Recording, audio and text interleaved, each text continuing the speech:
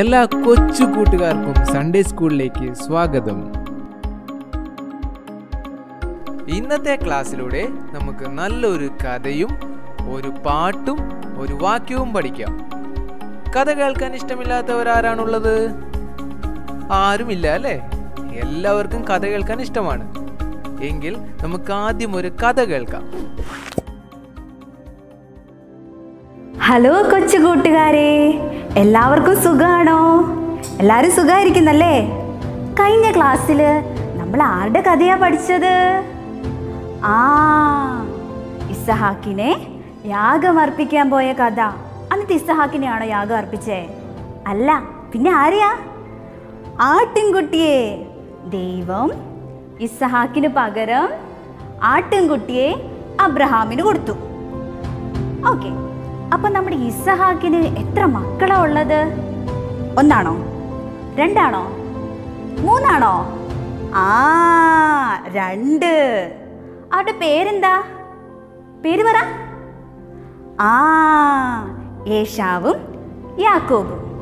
അങ്ങനെ നമ്മൾ നല്ലൊരു കഥയല്ലേ കഴിഞ്ഞ ആഴ്ച പഠിച്ചത്? ഇന്ന് നമുക്ക് ഒരു പുതിയ കഥ പഠിക്കാം. അപ്പൊ നമുക്ക് കഥ കേൾക്കാം. ശ്രദ്ധിച്ച് കേൾക്കണം കേട്ടോ. കഥ കേൾക്കാം. യാക്കോബിന് 12 ആൺമക്കളും ഒരു മകളും ഉണ്ടായിരുന്നു. അവരിൽ യാക്കോബ് അധികം സ്നേഹിച്ചത് യോസേഫിനെ ആയിരുന്നു.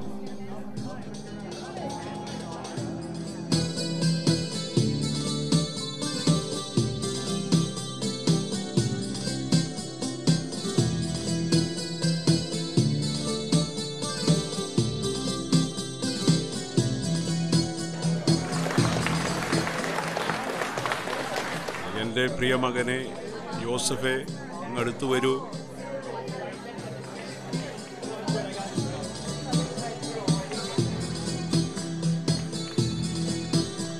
ഞാൻ നിനക്ക് വിശേഷപ്പെട്ട ഒരു സമ്മാനം തരികയാണ്.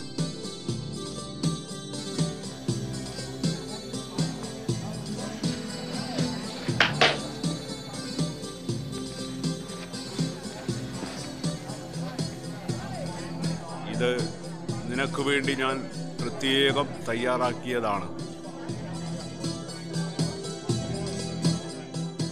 എന്താ അപ്പൻ യോസേഫിന് മാത്രം സമ്മാനം കൊടുക്കുന്നേ? നമ്മളാരാ? യോസേഫിനെ അപ്പൻ അധികമായി ഇഷ്ടപ്പെട്ടത് സഹോദരന്മാരുടെ ഇടയിൽ ദേഷ്യത്തിന് കാരണമായി.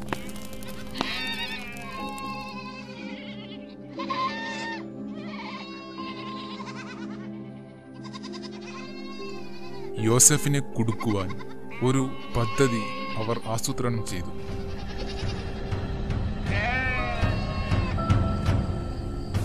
ഒരിക്കൽ യോസേഫ് ഒരു സ്വപ്നം കണ്ടു.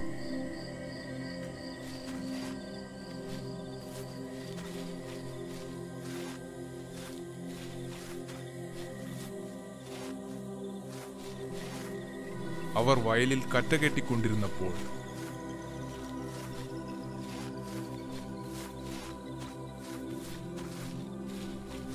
യോസേഫിന്റെ കറ്റ എഴുന്നേറ്റ് നിന്നു.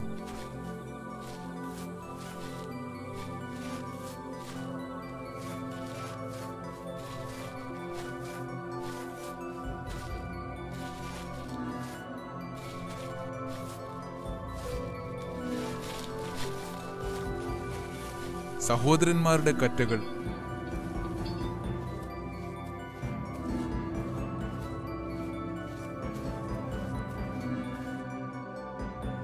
യോസേഫിന്റെ കറ്റയെ നമസ്കരിച്ചു.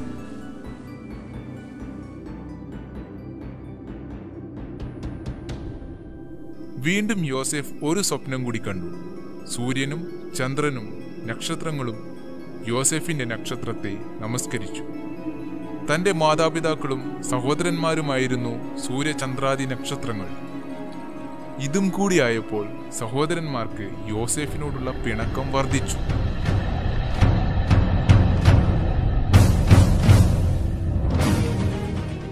ജോസഫ്, നിനക്കെന്താ ഞങ്ങളെക്കാൾ ഇത്ര വലിയ പ്രത്യേകത? എനിക്കറിയില്ല. നിങ്ങളുടെ കറ്റകൾ എൻ്റെ കറ്റയെ നമസ്കരിക്കുന്നത് ഞാൻ സ്വപ്നം കണ്ടു. നിർത്ത്. ദൈവം നിന്നെ പ്രത്യേകം തിരഞ്ഞെടുത്തതാണോ? ഇവനാണ് നമ്മുടെ രാജാവ്? ഇതു കേട്ട സഹോദരന്മാർ രോക്ഷാകുലരായി യോസെഫിനെ ആക്രമിച്ചു. എന്നാൽ മൂത്ത സഹോദരനായ രൂബേൻ അവരെ പിന്തിരിപ്പിച്ചു. കൊന്നുകളയാണ്. വേണ്ട വേണ്ട, നമുക്കൊന്ന് ആലോചിച്ചിട്ട് പോരെ. എന്ത് ചെയ്യട്ടാ? നമുക്കിവനെ പൊട്ടക്കിണറ്റിലിടാം.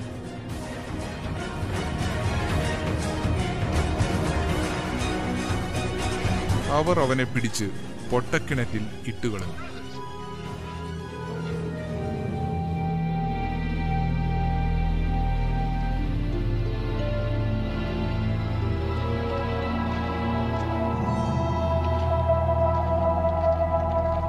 കുറച്ചു കഴിഞ്ഞ് അതുവഴി മിദ്യാന്യ കച്ചവടക്കാർ വന്നു.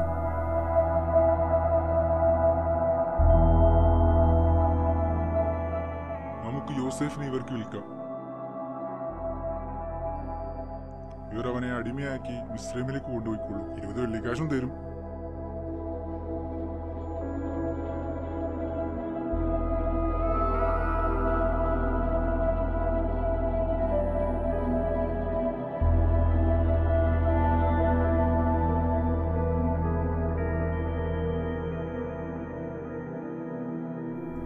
അവർ അവനെ കിണറ്റിൽ നിന്നും പുറത്തെടുത്ത് അടിമയായി കൊണ്ടുപോയി.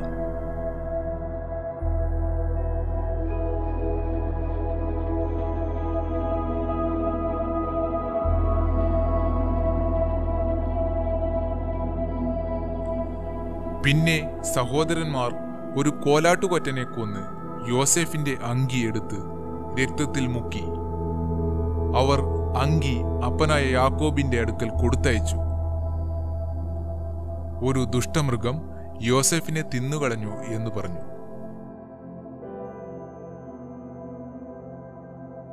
യാക്കോബ് മകനെക്കുറിച്ചോർത്ത് വളരെയധികം ദുഃഖിച്ചു.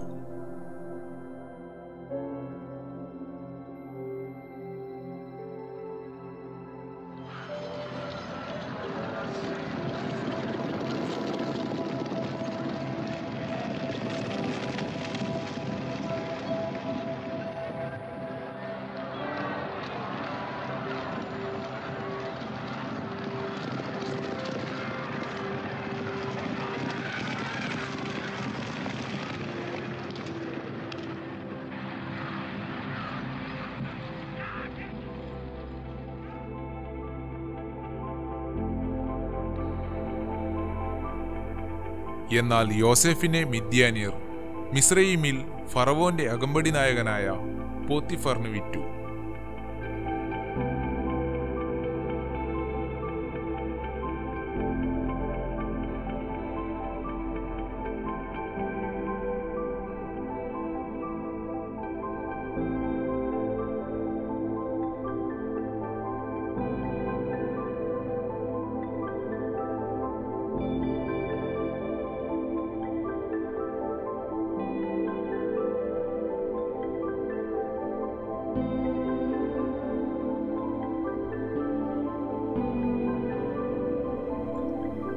ദൈവം യോസേഫിനോട് കൂടെ ഉണ്ടായിരുന്നു. പോത്തിഫർ അവനെ ഇഷ്ടപ്പെട്ടു. തനിക്കുള്ള എല്ലാത്തിനും അവനെ അധികാരിയാക്കി വെച്ചു.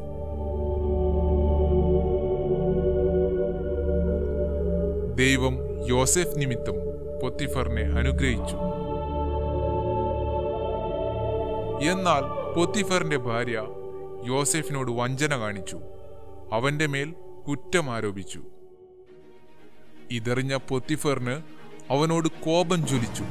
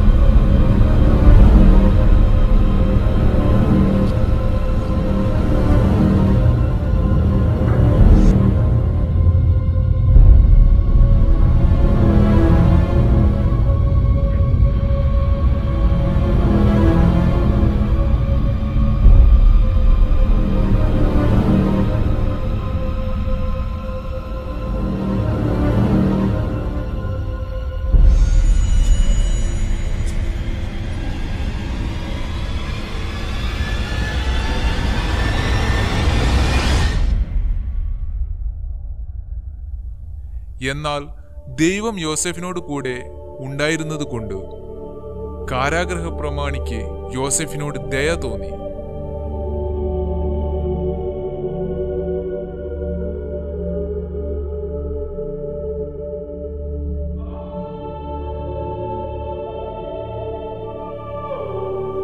മറ്റു തടവുകാരുടെ എല്ലാം വിചാരകനാക്കി യോസെഫിനെ നിയമിച്ചു.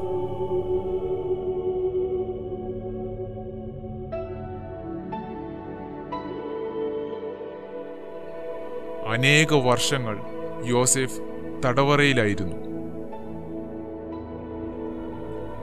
ഒരു ദിവസം ഫറവോൻ ഒരു സ്വപ്നം കണ്ടു. ആ സ്വപ്നം വ്യാഖ്യാനിക്കുവാൻ മിസ്രൈമിലെ ജ്ഞാനികളെയും മന്ത്രവാദികളെയും ഫറവോൻ കൊട്ടാരത്തിലേക്ക് വിളിച്ചു വരുത്തി. അവർക്കാർക്കും സ്വപ്നം വ്യാഖ്യാനിക്കുവാൻ കഴിഞ്ഞില്ല.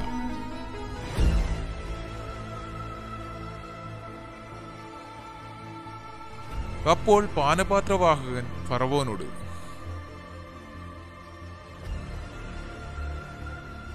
പ്രഭു, അങ്ങെന്താണ് വിഷമിച്ചിരിക്കുന്നത്? ഞാൻ ഒരു സ്വപ്നം കണ്ടു. അതിൻ്റെ അർത്ഥം പറയുവാൻ ഈ രാജ്യത്ത് ആർക്കും കഴിഞ്ഞില്ല. വിഷമിക്കണ്ട, സ്വപ്നത്തിന്റെ അർത്ഥം വ്യാഖ്യാനിക്കുവാൻ കഴിയുന്ന ഒരാളുണ്ട്.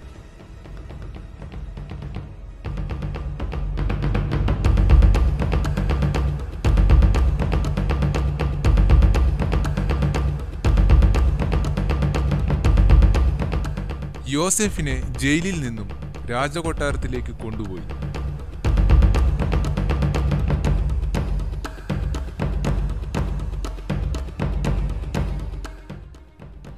ഞാനൊരു സ്വപ്നം കണ്ടു. അതിൻ്റെ അർത്ഥം പറയുവാൻ നിനക്ക് കഴിയുമോ?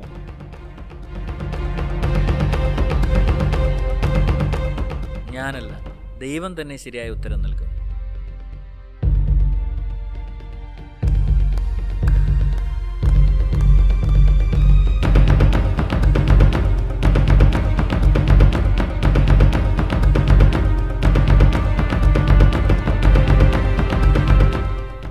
യോസെഫ് ഫറവോന്റെ സ്വപ്നം ശരിയായി വ്യാഖ്യാനിച്ചു കൊടുത്തു.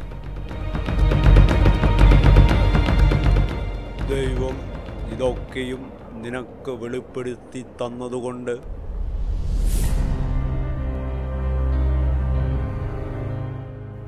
നിന്നെപ്പോലെ വിവേകവും ജ്ഞാനവും ഉള്ളവർ ഒരുത്തനും ഇല്ല. നീ എൻ്റെ ഗൃഹത്തിന് മേലധികാരിയാകും.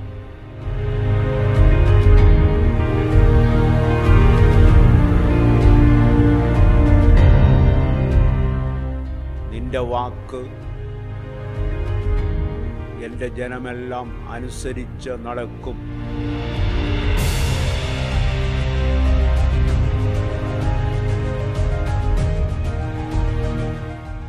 സിംഹാസനം കൊണ്ട് മാത്രം ഞാൻ നിന്നേക്കാൾ വലിയവനായിരിക്കും. ഇതാ, മിസ്രൈം ദേശത്തിൻ്റെ ഒക്കെയും ഞാൻ നിന്നെ മേലധികാരിയാക്കിയിരിക്കുന്നു.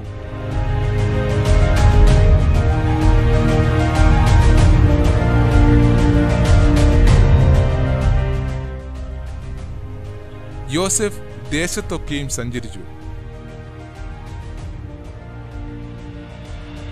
7 വർഷക്കാലം സമൃദ്ധിയുടെ കാലമായിരുന്നു.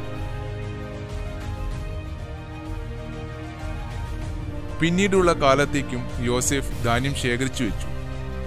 അതുകൊണ്ട് ക്ഷാമകാലത്തും അവർക്ക് പട്ടിണിയുണ്ടായില്ല.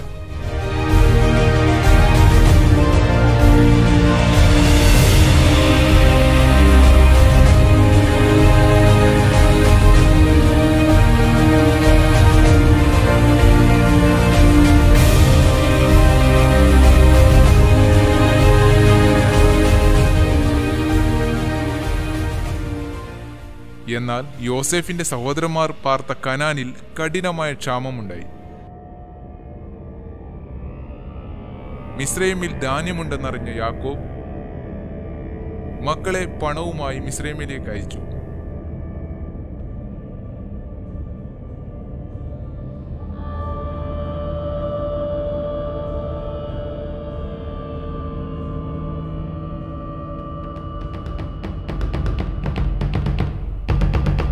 അവരുടെ സഹോദരനായ യോസേഫായിരുന്നു മിസ്രൈമിലെ അധിപതിയെന്ന് അവർ അറിഞ്ഞില്ല. യോസേഫിന് സഹോദരങ്ങളെ മനസ്സിലായെങ്കിലും അറിയുന്ന ഭാവം കാണിച്ചില്ല. നിങ്ങളാരാ? ഞങ്ങൾ കാനാവിലെ യാക്കോബിന്റെ മക്കളാണ്.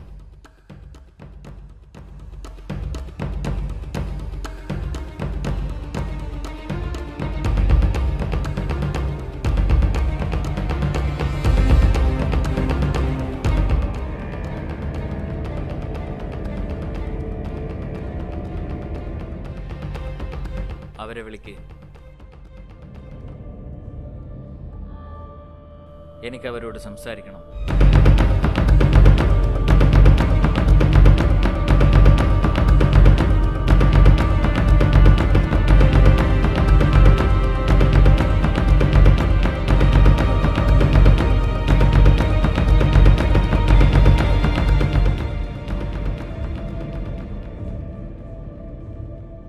യാക്കോബിന് മക്കളായി നിങ്ങൾ മാത്രമേ ഉള്ളൂ? അല്ല, ഞങ്ങൾ 12 പേരുണ്ടായിരുന്നു. ഞങ്ങൾ 3 പേര്, 7 പേര് പുറത്തുണ്ട്. 3ഉം 7ഉം 10. ബാക്കി 2 പേരെവിടെ? ഇളയവൻ അപ്പൻ്റെ കൂടെ വീട്ടിലുണ്ട്. ഇനിയൊരുവൻ ജീവിച്ചിരിപ്പില്ല.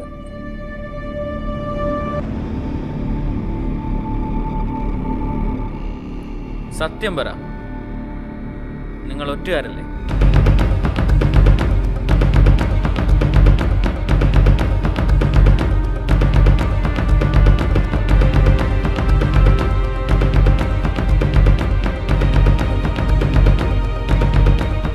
യോസേഫ് അവരോട് കഠിനമായി സംസാരിച്ചു.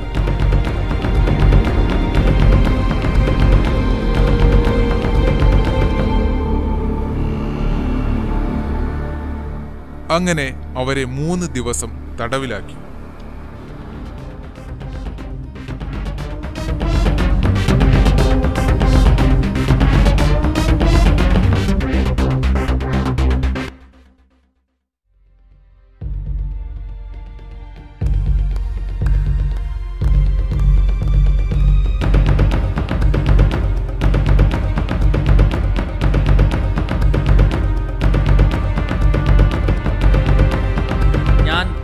ദൈവത്തെ ഭയപ്പെടുന്നു. നിങ്ങൾ പരമാർത്ഥികളെങ്കിൽ നിങ്ങളുടെ ഒരു സഹോദരൻ ജയിലിൽ കിടക്കട്ടെ. നിങ്ങൾ നിങ്ങളുടെ വീട്ടിലെ ബുദ്ധിമുട്ടിന് ധാന്യം കൊണ്ടുപോകും. എന്നാൽ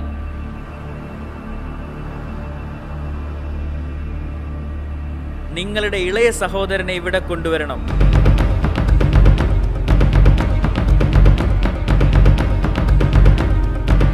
അവർ അങ്ങനെ സമ്മതിച്ചു. അവർ ധാന്യം കഴുതപ്പുറത്ത് കയറ്റി അവിടെ നിന്ന് പുറപ്പെട്ടു.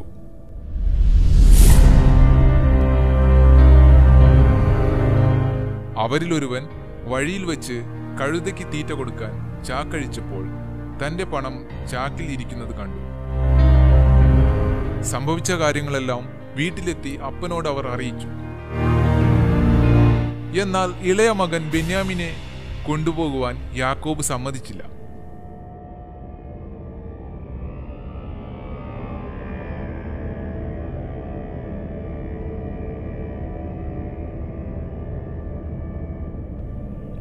ഒടുവിൽ മനസ്സില്ലാ മനസ്സോടെ ബെന്യാമിനെ അവരോടൊപ്പം അയച്ചു.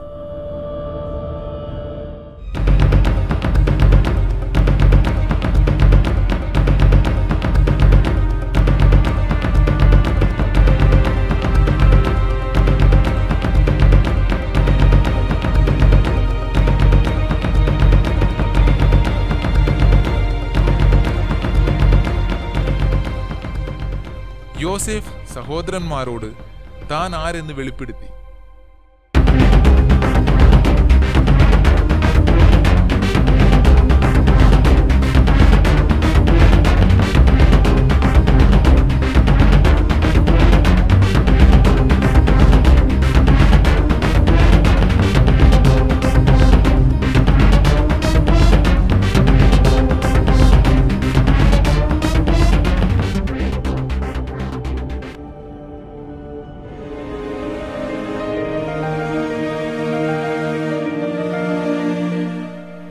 അവർ മടങ്ങിപ്പോയി അപ്പനെയും കൂട്ടി വന്നു.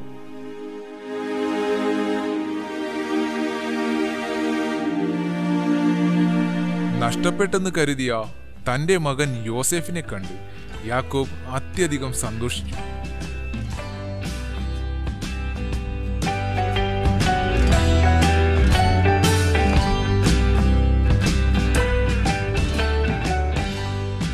ഹലോ കൂട്ടുകാരെ, അപ്പം നമ്മളിപ്പോൾ നല്ലൊരു കഥ പഠിച്ചല്ലേ? ആരുടെ കഥയാണ് പഠിച്ചേ? യോസഫിൻ്റെ കഥ. യോസഫിന് ഒരുപാട് സഹോദരങ്ങളുണ്ടായിരുന്നല്ലേ? അവരെന്താ യോസഫിനോട് ചെയ്തേ? ആദ്യം കൊണ്ടുപോയി പൊട്ടക്കിണറ്റിലിട്ടു, പിന്നെയോ കച്ചവടക്കാർക്ക് വിറ്റു. പാവം യോസഫ് അല്ലേ? അത് കഴിഞ്ഞിട്ടോ പിന്നീട് മിസ്രൈം ദേശത്തെ ഒരു വലിയ ജയിലിൽ കൊണ്ടുപോയിട്ടു. പാവം യോസഫ്. പക്ഷേ ദൈവം യോസഫിനെ ഒരുപാട് സ്നേഹിച്ചു. അതുകൊണ്ടെന്തായി? ആ മിസ്രൈം ദേശത്തെ വലിയൊരാളാക്കി മാറ്റി ദൈവം. ദൈവം നമ്മളെയും സ്നേഹിക്കുന്നുണ്ട്, എൻ്റെ കൊച്ചുകൂട്ടുകാരെ ഒക്കെ ദൈവം സ്നേഹിക്കുന്നുണ്ട്. അപ്പം നമ്മൾ നല്ലൊരു കഥ പഠിച്ചില്ലേ? ഇനി നമുക്ക് നല്ലൊരു പാട്ട് പഠിക്കാം. പാട്ട് കേൾക്കാം.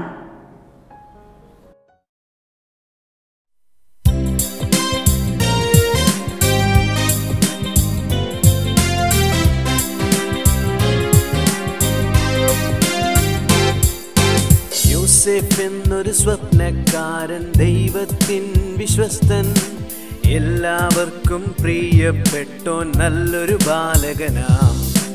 യോസേഫ് എന്നൊരു സ്വപ്നക്കാരൻ, ദൈവത്തിൻ വിശ്വസ്തൻ, എല്ലാവർക്കും പ്രിയപ്പെട്ടോൻ, നല്ലൊരു ബാലകനാം. അന്നൊരു നാളിൽ യോസേഫിന് യാക്കോബ് സമ്മാനിച്ചു പുതിയതും തിളക്കമുള്ളൊരു നല്ലൊരു നിലയങ്കി. അസൂയമൂത്ത ചേട്ടന്മാർ ദേശത്താൽ യോസേഫിനെ പൊട്ടക്കിണറ്റിൽ വലിച്ചെറിഞ്ഞു, ഈജിപ്തിനു വിറ്റു. ദൈവത്തെ അനുസരിച്ച ബാലനാം യോസേഫിനെ ഈജിപ്തിൽ അധീപനാക്കി, സ്ഥാനാപതിയാക്കി. യോസേഫ് എന്നൊരു സ്വപ്നക്കാരൻ, ദൈവത്തിൻ വിശ്വസ്തൻ, എല്ലാവർക്കും പ്രിയപ്പെട്ടോൻ, നല്ലൊരു ബാലകനാം. യോസേഫ് എന്നൊരു സ്വപ്നക്കാരൻ, ദൈവത്തിൻ വിശ്വസ്തൻ, എല്ലാവർക്കും പ്രിയപ്പെട്ടോൻ, നല്ലൊരു ബാലകനാം. കൂട്ടുകാരെ, നമ്മളിപ്പോൾ നല്ലൊരു പാട്ട് പഠിച്ചല്ലേ? ഇനി നമുക്കതിൻ്റെ ആക്ഷൻ പഠിക്കാം.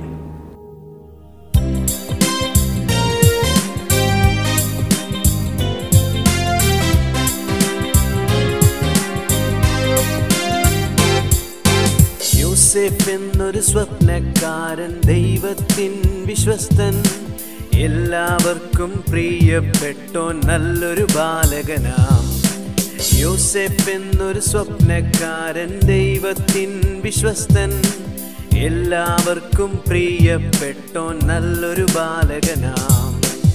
അന്നൊരു നാളിൽ യോസേഫിന് യാക്കോബ് സമ്മാനിച്ചു പുതിയതും തിളക്കമുള്ളൊരു നല്ലൊരു നിലയങ്കി.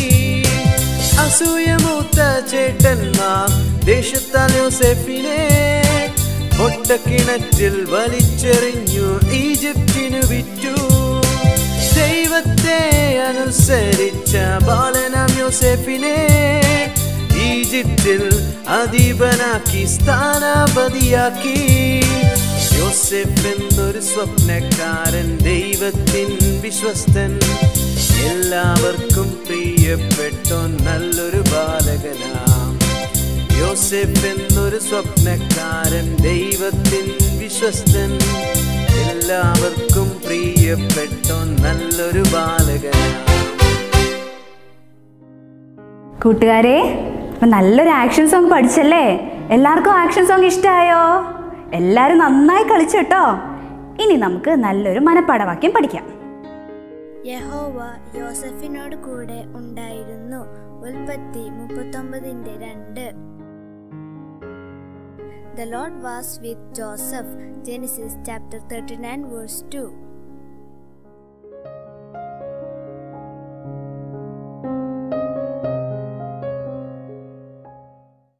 ഹലോ കുഞ്ഞുമക്കളെ, ഇന്ന് നമുക്ക് എന്തെല്ലാം അല്ലേ പഠിച്ചത്? നല്ലൊരു കഥ, പാട്ട്, ആക്ഷൻ സോങ്, മനപ്പാഠം. നമ്മൾ ഒരുപാട് കാര്യം ഇന്ന് പഠിച്ചു. എല്ലാവർക്കും സന്തോഷമായില്ലേ? ഇനി നമ്മൾ അടുത്ത ആഴ്ച നല്ലൊരു കഥയും പാട്ടും ആക്ഷൻ സോങ്ങും മനപ്പാഠവാക്യമായിട്ട് നമുക്ക് പിന്നെയും കാണാം. അതുവരെ good bye. God bless you. Tata.